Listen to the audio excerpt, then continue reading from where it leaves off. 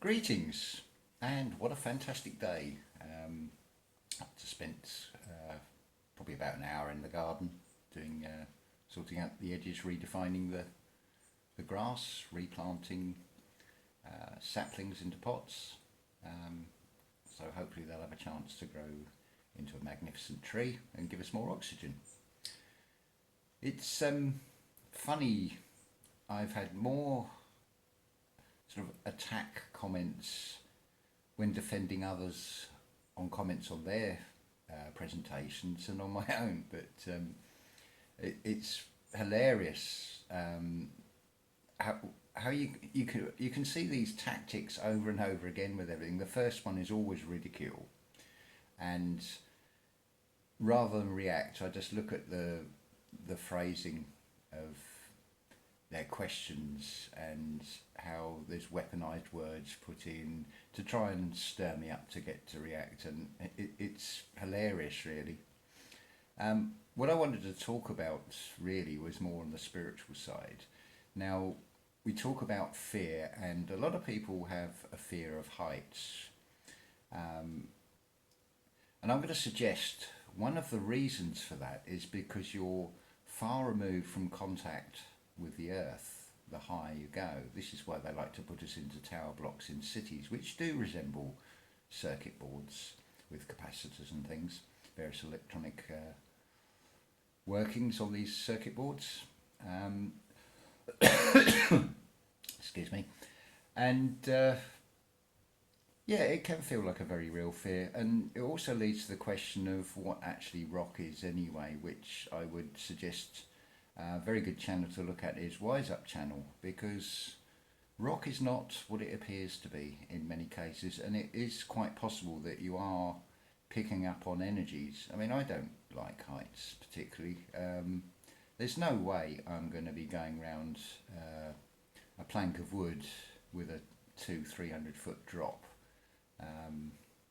I'll be looking very closely at all the bolts and connections and ropes, same as any fairground rides and things. There's no way I'm going to go on those. It's not a thrill I particularly want. It's not like it isn't something I haven't done. I've been on the Ferris wheel and various other things when I was younger, and it been there, done that. Doesn't interest me. I'm not going to gain anything from it. Same as Nicole mentioned on her Stellar Vision presentation. Absolutely brilliant. Thank you, Nicole. Wonderful idea about all sort of coming together and projecting a positive energy.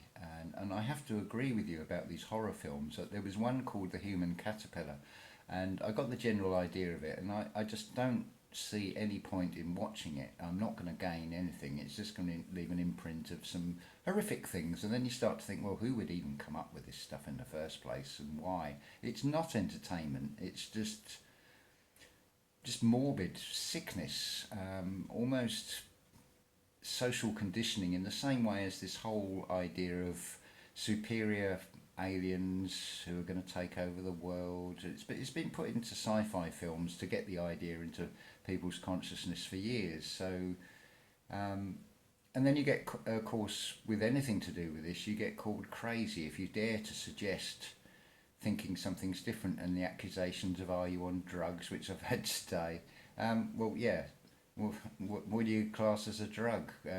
Coffee's got caffeine in it, tea's got caffeine in it, and tannin. Yes, I smoke, so I'm taking in tobacco. So what? It doesn't stop me questioning reality of things, because it's either that or we can just keep going around in endless circles. Why did the government do this? Why did the government do that? Well, we're offering answers as and how all these things come together and why certain things happen.